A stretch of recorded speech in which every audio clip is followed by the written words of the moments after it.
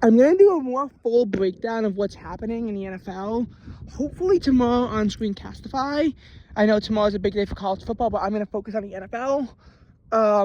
This is just me a blog more so of like my feelings as to this, because the Eagles right now are in very dangerous territory. Note that by the time that week 12 is concluded, actually week 13 is concluded, I will be back in Delaware, and I won't be able to make Screencast videos at all until that point, the end of week 15, because that's when the semester is going to be over. So before I get into the meat of this video, just a brief rundown.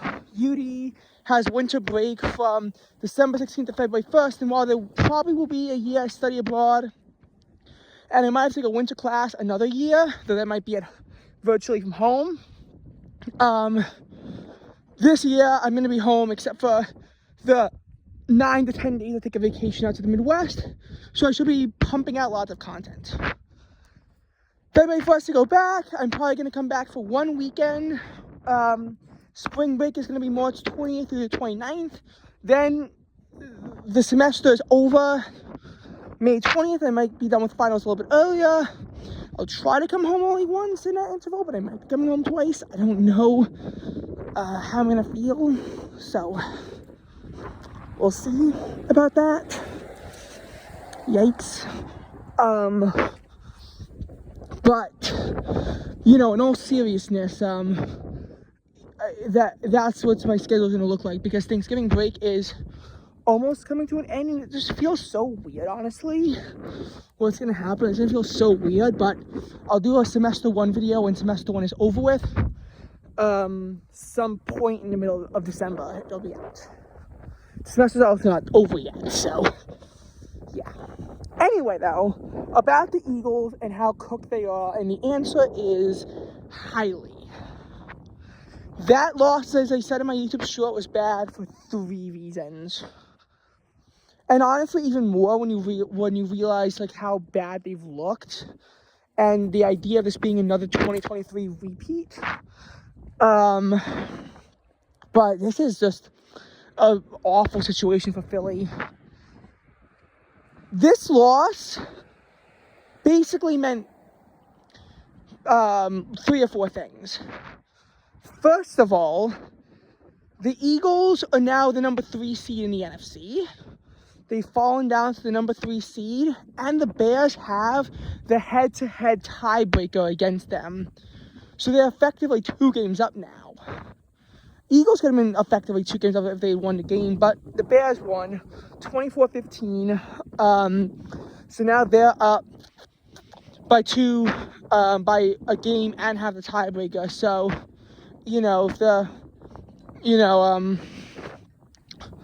obviously that. And then the Rams are right now 8-3, and they have a game against the Panthers. Panthers are 6-6, and they, to their credit, have actually been a relatively good team, better than I expected this year. But still, the Rams are probably going to win that game. If they do, they're 10-2. Now, unlike Chicago, Philly does have the head-to-head win over the Rams because of their 19-point comeback win in Week 3. So, but still, that would still be 2 games at that point. So right now, Philly has fallen to the 3 seed, and I looked up their odds. They only have a 7% chance at the 1 seed after their loss, and for the 2 seed is 25%. So realistically, the chance that they are hosting a divisional round game is about 32%. Actually, might be a smidge more than that in the event that the 2 seed loses to a 7 seed in the first round, a la the Dallas Cowboys choking to the Green Bay Packers. But still, it's a little bit unlikely that the Eagles at this point will get to host a division round game. And a 3 seed is also cursed too. So, they could be a 3 seed and very well lose to a 6 seed. And there's a lot of good contenders for the 6 seed. I think as of right now, I think it's the Green Bay Packers, but we'll see how it evolves, Although honestly, the Packers are actually the one team I probably would want to face in the playoffs. I don't know. I said that about the Bucs in 2023, and look at how that went. Number 2. So it's concerning for the Eagles because they pretty much can't get top seed. Number 2, the division just became a race again. Reality is the Eagles could have clinched the division by now. If they had beaten the Cowboys, and beaten the Bears, and the Cowboys either lost to Oakland or Kansas City, or Las Vegas or Kansas City, then they have the division. And even if not, they control their own destiny to make the magic number 1. So they could be in position with a win or a Dallas loss to clinch the division in Week 14. But because they lost to Dallas beat Kansas City, and they lost to Chicago, the magic number is 4 for Philadelphia. But for Dallas, that number drops to 7. Now, obviously, having a magic number of 7 with 5 to play does mean that the Cowboys do not control their own destiny at this point. But it was 12 a while ago, so the Cowboys are clawing their way back into the division. I think the Eagles still have, a 92% chance to win the division. But obviously it dropped significantly. They were up 3.5 with 7 to play. Now they're up 1.5 with 5 to play. They went from 8-2 to 8-4. Cowboys went from 4-5-1 to 6-5-1. And if you look at their schedules, it's not, they both play the Chargers. But I'm pretty sure the Eagles have to go on the road to play the Chargers. And I think, there's a pretty good chance that Dallas gets to play the Chargers at home. Dallas does have to play the Lions, but the other 3 teams, the Vikings, Commanders, Giants, are all pretty bad. The Eagles, in addition to playing the Chargers, have to go up against the Buffalo Bills in Buffalo. And they have to play the Commanders twice, and Commanders-Eagles games are always bloodbaths, so that'll be interesting. In addition to that, they also have to play the in addition to that, they also have to play the Raiders, which playing Pete Carroll is always tough for the Eagles, although they better be able to win. It is at home. It'll be very embarrassing if they don't. But this is the reality. We're now in 2023 territory. 2023, the Eagles were up 2.5, and they were up 2 with 6 to play. They were 10-1, Dallas was 8-3. By 2 weeks, they had blown the division, and Dallas wound up winning the division with a 12-5 record to Philly's 11-6.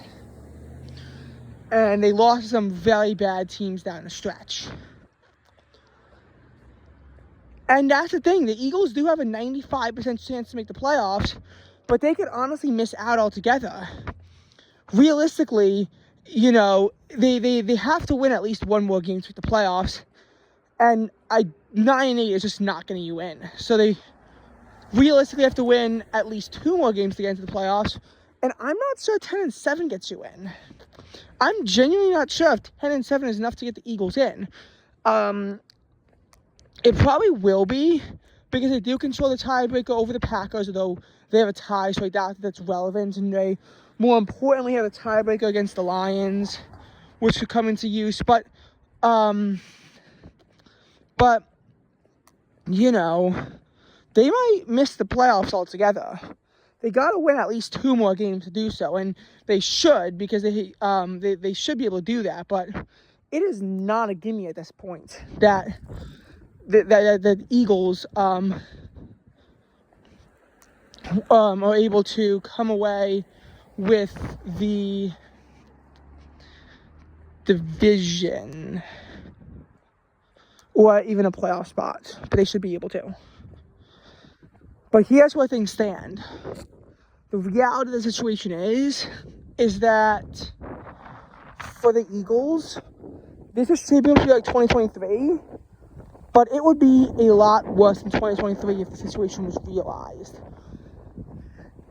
Here's what I mean. 2023, the collapse started in week 13.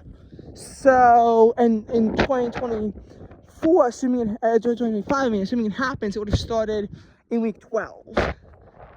And the Eagles only had one loss heading into their collapse. This year it's 2, and when the Eagles were 10-1 last year, at this point, the Eagles were 8-3. Now they're 8-4. Now they're 8-4. So, you know, the Eagles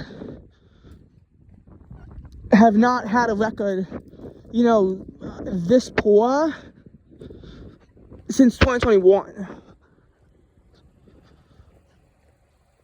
If a 2023 style collapse happens to the Eagles in 2025, they just aren't making it. They were 8-2, but if they go 9-8, which is effectively what the equivalent would be, they're not making the playoffs. They're just not. The NFC is too strong, considering that that the 7-5 Lions, you know, not in a playoff spot right now. 9-8 just is not cutting it. You have to figure you gotta go at least 10-7. Decent chance you need to go 11-6. And tiebreakers, I mean, they have some. When you look at their schedule in terms of, like, if it comes down to it, conference record, I mean, it's not great, but it's not awful right now. One of their losses was to the Broncos in the AFC, but they do have 3 losses in the NFC to the Giants, Cowboys, and Bears. So they do have 3 in-conference losses. Now, for conference wins, they did beat the Cowboys and Giants when they played them in Philly. So they do have those 2 wins. They also have Packers, Lions, Rams. So that's 5, and the Vikings. So that's 6. They are 6-3 in that conference right now. Actually, wait a second. I think they only have 2 more out of conference games to play. I mean, in conference games to play, because they had to play the Commanders twice. But I think the other 3 are AFC teams. Yeah, they are. Who am I missing? Buccaneers. So they are 7-3 in their conference right now. And you got to remember that when Philly had the historic collapse in 2023, they also went 7-5. Despite starting off with a 6-0 conference record, their 1-5 slide was all in conference. That's why it was so bad, the way that, you know, the fact that it happened the way that it did. But, you know, the reality of the situation is that the conference record, I mean, you hope that they finish 9-3, but in a collapse, it could be 8-4 or 7-5. And the reality is they were 7-1 in conference and just dropped 2 straight conference games. So if it comes down to conference tiebreaker, again, I'm not saying they're in the worst position. And the thing is that the 2 games that they're most likely to lose in the Chargers and Bills are out of conference. So realistically, they could finish 9-3 in conference and still have like a 11-6 or 10-7 record. And obviously choke the division away too. But, you know, a lot of the head-to-head tiebreakers would be against potential division winners, not necessarily against wildcard teams. And honestly, the most important tiebreaker of all, they don't have. Now, the Cowboys, it's not going to come down to a tiebreaker because they have a tie, literally, unless the Eagles tie with another team. So you just have to think that it's 1.5 with 2 to play. You basically got to think as the Eagles as only having a 1-game lead but having a tiebreaker, or I guess having a 2-game lead but no tiebreaker. If the Eagles and Cowboys have the same amount of wins, obviously, the Cowboys win the division, but if they have the same amount of losses, then the Eagles get the division in that scenario. But basically what the Eagles did is that they let the Cowboys right back into the division. They could have slammed the door on them, but they just were not capable of doing so. And there's just a lot of issues with the team right now. They surrendered 281 rushing yards to the Chicago Bears, which is absolutely pathetic and feeble. You just cannot be letting other teams run all over you like that. Jalen Hurts turned the ball over twice. The Eagles have had 4 turnovers in their last 2 games. The Eagles play a brand of football that's meant to not turn the ball over, and that's where the success has been coming from. But that doesn't work when you keep on turning the ball over, which is happening way too frequently. It's happening way too frequently, seeing as that's what's been happening, and that's the reality of the situation. Now, is Nick Sirianni going to be fired after this season? I doubt it. Patullo, maybe. They're definitely going to make changes because they have 10 weeks until the next game. Patullo might be fired, although I doubt it, because when they fired Sean Desai after that loss to the Cowboys, and they had that Monday Night Football game against the Seahawks, and they brought in Matt Patricia, the reality of the situation was Matt Patricia was a lot worse. Surrendered a 92-yard game-winning drive to the Seahawks. Let Tyrod Taylor almost beat them in the one sole win they had in a collapse. And yes, the Giants marched all over them in Week 18 against the Cardinals. Besides a pick 6, could not get a single defensive stop against the Arizona Cardinals. Surrendered almost 500 yards of total offense to them. Now, Vic Fangio's offensive unit has been pretty good, but they're missing a lot of talent too. So Patullo might be gone. Might be. Now, as for Sirianni, is he fired? Probably not, since he did just lead his team to a Super Bowl victory. No coach has ever been fired after winning the Super Bowl the year before. Now, after losing the Super Bowl the year before, I know Sirianni was almost fired in 2023 after he lost 57 in 2022. The last time it happened was Super Bowl 39, where there's a decent chance the head coach was actually gambling on his team losing the Super Bowl, and then they went 4-12, and then they canned him immediately. I don't think Sirianni can really be fired because he led his team to a victory in Super Bowl 59, even if he's not very good. But the reality of the situation was Sirianni entered 2024 with one of the hottest seats in football, and he was the only coach who really entered 2024 on the hot seat and survived. He really is, because Eberflus and Saleh got fired mid-season after they entered on flaming hot seats. And, Doug Peterson, who had a flaming hot seat, wound up getting fired after the year was concluded. And Mike McCarthy, who also had quite the hot seat entering 2024, well, he wound up getting fired as well. And I really can't think of any other coaches who entered 2024 on a flaming hot seat, because a lot of them were already fired. Again, I could be missing something. I genuinely could be missing something, but I really don't think that any coach with like a hotter seat than him in 2024 wound up surviving. And if the Eagles miss the playoffs, I could see it happening, although they probably will make the playoffs. But reality is the Eagles are probably losing in the first round, maybe divisional round. 2025, Sirianni could be entering the offseason back on a flaming hot seat. I don't know if he can survive 2026. And Howie Roseman has had an awful offseason. Way too aggressive on that Saquon Barkley re-signing. He still had a year on his deal. He should have let it play out.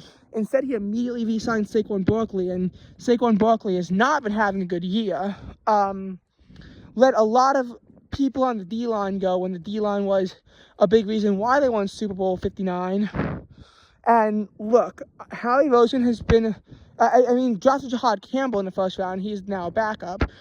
Howie Roseman has also been one of the best GMs in the history of the Philadelphia Eagles, and he's staying for a while, but I'm not sure if he's still employed by 2030, because once you got to pay a lot of his draft prospects or let them walk, I'm not really so sure what he has left going for him.